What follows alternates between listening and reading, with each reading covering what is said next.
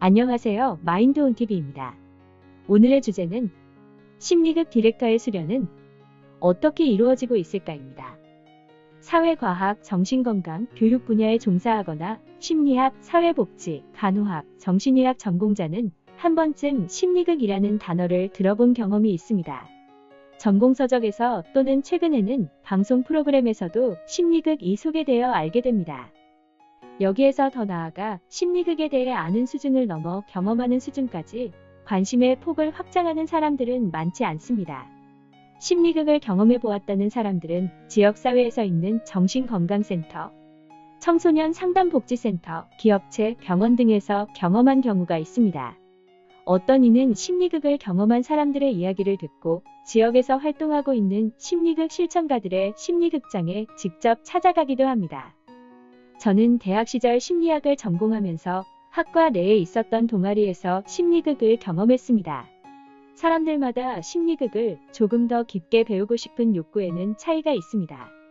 병원에 있는 사람이라면 개인이 맡고 있는 직무를 잘 수행하기 위한 목적도 있고, 기업체 내에서 근무하는 분이라면 집단 교육 프로그램에 적용하기 위한 바람도 있습니다. 일반 전문가가 되기 위한 교육 과정과 심리극 수련 과정이 가장 큰 다른 점은 심리극 디렉터의 전문성이 상담자 발달 과정과 유사한 점입니다. 이는 마치 인간의 발달 과정과 유사하게 일련의 발달 단계를 거쳐 체계적, 구조적으로 변화한다는 것을 의미합니다. 저는 2002년 대학 시절에 심리극 동아리 활동을 하면서 병원과 지역사회에 있는 정신재활시설에서 심리극 봉사활동을 한 경험이 있습니다. 당시에는 심리극으로 누군가를 도와줄 수 있다는 사실이 매우 의미가 있어 열심히 활동한 기억이 있습니다.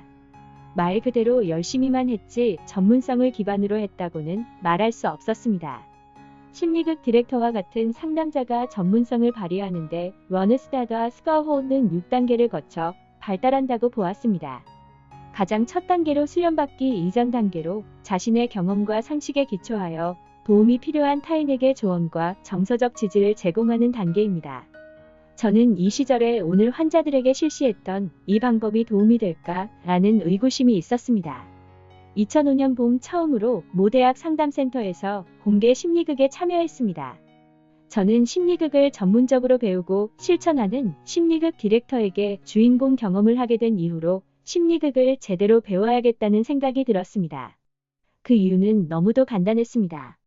심리극은 마치 마음의 수술과 같아서 안전하지 않으면 도움의 행위가 상처를 재경험하게 하는 행위로 바뀔 수 있기 때문입니다. 2005년 겨울 서울 여성프라자에서 숙박을 하면서 14명의 집단원과 심리극 수련을 시작했습니다. 심리극 수련의 시작은 심리극 초급 과정으로 50시간 동안 이루어집니다. 런스타드와 스커호는 초기 수련생 단계에는 이론, 연구, 내담자, 교수, 수련 감독자, 동료, 사회문화 환경, 개인적인 삶 등이 복합적으로 영향을 미치는 단계라고 이야기합니다. 심리극 초급 단계에서는 이론과 실제로 나누어져서 진행됩니다. 심리극의 이론 영역에서는 심리극은 무엇인지, 심리극이 작동되는 원리, 심리극의 구성 요소, 심리극의 진행 과정 등을 학습하게 됩니다. 특히 심리극 초급 단계에서는 이론적인 내용보다는 심리극 주인공 경험에 더 많은 시간이 배정되어 있습니다. 이는 마치 상담 수련 과정으로 비교하여 보면 교육 분석과 유사합니다. 교육 분석은 개인적 또는 전문적 필요에 의해 상담을 받는 것으로, 상담자는 상담자가 되기 위해서 상담 및 심리치료를 통해 자신에 대한 이해를 증진시킬 필요가 있다고 주장하는 견해가 있습니다.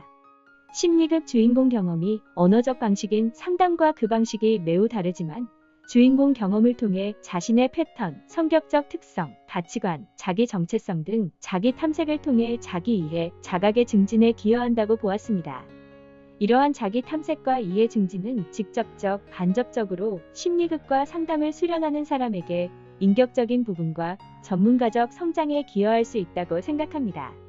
심리극 수련의 첫 번째 단계인 초급 과정에서 흥미로운 점은 심리극이 하나의 집단 심리치료로서 어빈 얄롬이 말한 치료적 요인이 어떻게 경험되는지를 알게 된다는 점입니다. 심리극의 본극 단계에서 경험되는 미래의 장면과 새롭게 경험되는 삶의 장면을 통해 희망을 심어주기, 초기 가족의 교정적 재현이 일어납니다. 또한 심리극 집단이 마무리되는 나누기 단계에서 누구나 삶안에서 각자의 마음의 짐이 있다는 사실과 새로운 방법을 통해 문제를 해결하기 위한 시도, 집단원 간의 정서적 지지를 경험하고 배울 수 있는 보편성, 사회화 기술의 발달, 모방 행동, 이타주의 등을 학습할 수 있었습니다. 심리극 초급 단계에서는 주인공 집단원 경험 외에도 숙련된 심리극 디렉터를 관찰하게 됩니다. 국내에서 숙련된 심리극 디렉터를 만날 수 있는 일은 매우 드문 일입니다. 심리극이 이루어지면서 준비 단계, 본극 단계, 나누기 단계까지 어떻게 진행되는지를 3시간 넘게 보고 듣고 느끼게 됩니다. 심리극 단계가 진행되는 동안 심리극 수련생은 숙련된 심리극 디렉터의 구체적인 행위로부터 많은 영감과 모방을 경험하면서 안전한 심리극을 실천할 수 있다는 희망을 발견합니다. 반면 심리극 수련 과정을 이제 막 시작하게 되면 심리적으로 불안하고 민감하며 의존적인 경향을 보입니다. 초보 심리극 상담 수련생으로서 동기 수준은 높으나 한두 가지 방법에 과도하게 의존하는 경향과 수련 감독자의 모방 학습을 주로 하게 됩니다. 그러므로 이때 수련 감독자는 수련생을 위해 교육, 해석, 자각, 지지 등의 방법을 사용하는 것이 효과적이라는 견해도 있습니다. 최근 심리극 교육 과정에서는 인턴십, 레지던트, 프로페셔널 단계로 나누어져 수련 교육이 이루어지고 있습니다. 여기에서 말하는 인턴십 과정에서는 한국 심리극 역할극 상담학회에서 제공하는 심리극 역할극 전문 상담사 2급을 수련할 수 있는 과정입니다. 레지던트는 1급 과정이며 프로페셔널 단계는 수련 감독급을 말합니다. 머느스다가 스카호는 현장 실습과 인턴십 단계를 소개하면서 이 단계들은 점점 전문가적 능력이 함양되고 심리적 압박이 높아지는 단계를 고급 수련생 단계라고 말했습니다.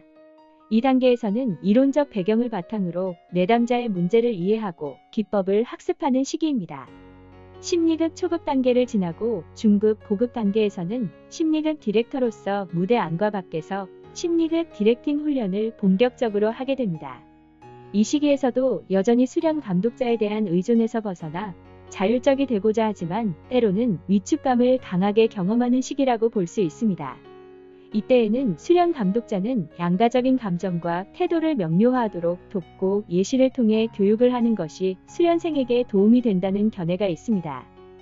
저의 경우에는 심리학 전공으로 학부를 마치고 심리극 수련을 시작했으며 2급 자격을 취득한 이후에는 석사 학위를 마치는 데까지 10년 정도 소요되었습니다. 보통 심리극 수련 교육 과정은 2급의 경우 2년 정도 소요됩니다. 학회에서 심리극 전문가 자격을 취득하고 석사와 박사 학위를 취득하게 되면 초보 전문가 단계라고 이야기했습니다. 이 단계에서는 독립적인 치료 작업과 자기 탐색이 증가될 수 있고 어려움이 직면될 경우에 전문가 훈련, 슈퍼비전 등을 지속적으로 받아야 한다고 했습니다. 이 단계에서는 내담자와 상담자 관계를 중요하게 강조하고 기법보다는 상담자의 인간적 특성에 더욱 초점을 맞추어야 하는 시기라고 보았습니다. 저의 경우에도 2012년도에 심리극 2급 자격을 취득한 후 200시간의 교육과 100시간의 학회 활동을 하면서 약 5년 후 2017년도에 심리극 1급 자격을 취득하였습니다. 저는 심리극 초급 교육을 받았던 때로부터 10년이 지나면서 더 많은 집단을 만나게 되었고 심리극 디렉터로서 양적, 질적으로 성장하는 시기로 기억합니다. 지금까지 수련 감독자와 동료들 간의 교육과 수련 과정을 하면서 나누었던 이론과 실제가 어떻게 통합이 되고 삶으로서 어떻게 경험되는지를 알게 되었습니다. 저는 심리극 초급 과정을 시작한 지 13년 후에 2018년도부터 박사과정과 수련 감독급 교육과정을 시작했습니다. 머느스다가 스카호는 숙련된 전문가 단계를 다양한 상담 장면에서 수년간 내담자들과 임상 경험하는 단계로 보았습니다.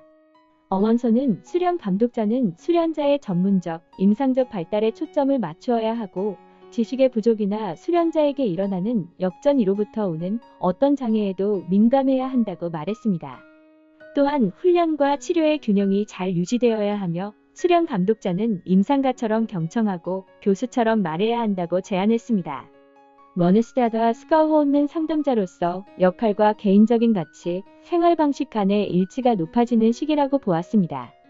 이제는 새로운 지식을 학습하는 시기라기보다는 전문가로서 또는 개인적인 삶에서 경험하는 대인 관계에 대해 깊이 숙고하면서 배움을 지속하는 시기라고 보았습니다.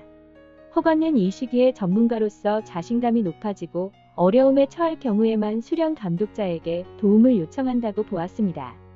또한 수련 감독자와의 관계에서 동료적인 성격이 강해지고 한 개인 또는 전문가로서 직면해야 할 부분들을 수련 감독자와 논의한다고 말했습니다.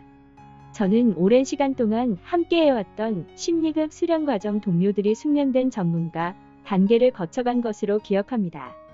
이제 그들은 전문가라고 말하기보다 한 사람으로 심리극을 실천하고 삶으로써 보여주고 있다고 생각합니다. 25년 이상의 원로 전문가의 경우에 런스타는 자기 수용이 증가하고 자신의 일에 만족감을 느끼는 단계라고 보았습니다. 전문가로서 자신감을 느끼고 자신이 성취한 것에 대해 겸손한 태도를 보이며 전문가적 성장을 위해 지속적으로 노력하는 단계라고 말했습니다. 이 시기는 자율성, 안정감, 알아차림, 통찰 수준이 높고 전문가로서 능력뿐만 아니라 개인적인 문제에 대해서도 직면할 필요성을 알아차리고 수련 감독자에게 정기적인 슈퍼비전을 받기보다 자문의 형식으로 경험과 조언을 구한다고 보았습니다. 제가 소속되어 있는 한국심리극 역할극 상담학교에서 활동하고 계시는 고문님들의 모습이 아닐까 생각합니다. 원로 전문가는 여전히 활발하게 교육 현장과 수련 장면에서 지속적인 노력과 새로운 시도를 하고 있는 모습을 자주 보게 됩니다. 그분들의 삶을 보면 이제 심리극은 하나의 도구로서 자리 잡고 있고 한 줄기 강물처럼 심리극이 집단원과 흘러가는 모습을 목격하게 됩니다. 오늘은 런스타드와 스커호트와 헤겐의 상담 수련자의 발달 단계와 제가 경험한 심리극 디렉터 수련 과정을 회상하여 심리극 디렉터의 수련은 어떻게 이루어지고 있을까라는 이야기를 나누었습니다. 오늘 영상이 좋으셨다면 좋아요, 구독 버튼 눌러주시고요. 다음에는 더 좋은 영상으로 함께하겠습니다.